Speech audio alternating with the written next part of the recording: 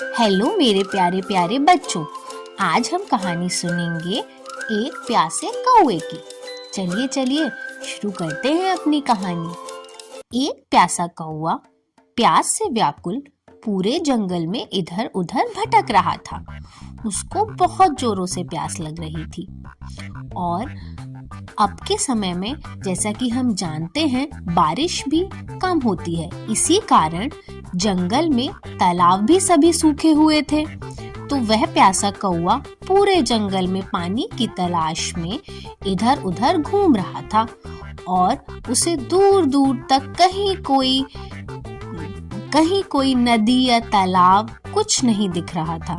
वह प्यास से व्याकुल कभी जंगल के इस कोने में जाता, कभी जंगल के उस कोने में जाता, लेकिन उसको पानी का तिनका भी नहीं दिख रहा था। वह प्यास से व्याकुल बहुत बहुत दूर इधर उधर जंगलों में सभी जगह भटक रहा था। तभी भटकते भटकते उसे दूर एक घड़ा रखा हुआ दिखाई दिया। उस घड़े को देखकर कौवा मन ही मन बहुत प्रसन्न हुआ कि चलो कहीं कुछ तो दिखा। लेकिन वह घड़ा बहुत दूर था। वह उड़ते उड़ते उस घड़े तक पहुंच गया और पहुंचकर उसने देखा कि उस घड़े में बहुत थोड़ा सा पानी है।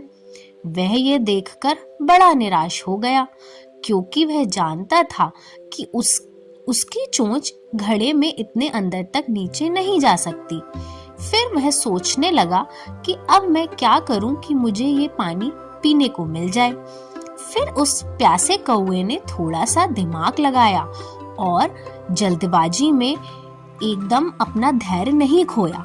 उसने थोड़ा समय लिया और सोच समझकर फिर उसके दिमाग में एक तरीका आया। उसने देखा कि आसपास कुछ पत्थर पड़े हुए हैं।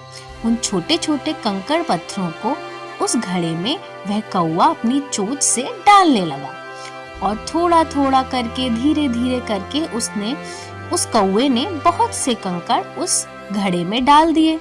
जैसे जैसे कंकड़ उस घड़े में गए, पानी अपने आप ऊपर आने लगा और पानी इतने पत्थर डाले उस कौवे ने कि पानी पूरा ऊपर तक आ गया और कौवा खुशी से झूमने लगा और उसने देखा कि पानी अब वो आसानी से अपनी चोंच से पी सकता है। इसीलिए कौवे ने अब अपना पानी आराम से पी लिया और वह पीकर बहुत सुकून महसूस कर रहा था। पानी पीकर वह खुशी खुशी पेड़ों के नीचे जाकर बैठ गया।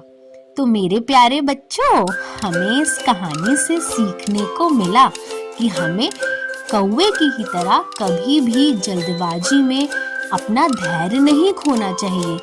कोई भी विपत्ति आने पर हमें धैर्य से काम लेना चाहिए ताकि हम अपने काम को अच्छा बना सके और सही ढंग से पूर्ण कर सके। चलिए इसी तरह कहानियां सुनते रहेंगे। अब इस कहानी को यहीं विराम देते हैं और मिलते हैं एक नई कहानी के साथ। तब तक के लिए टाटा।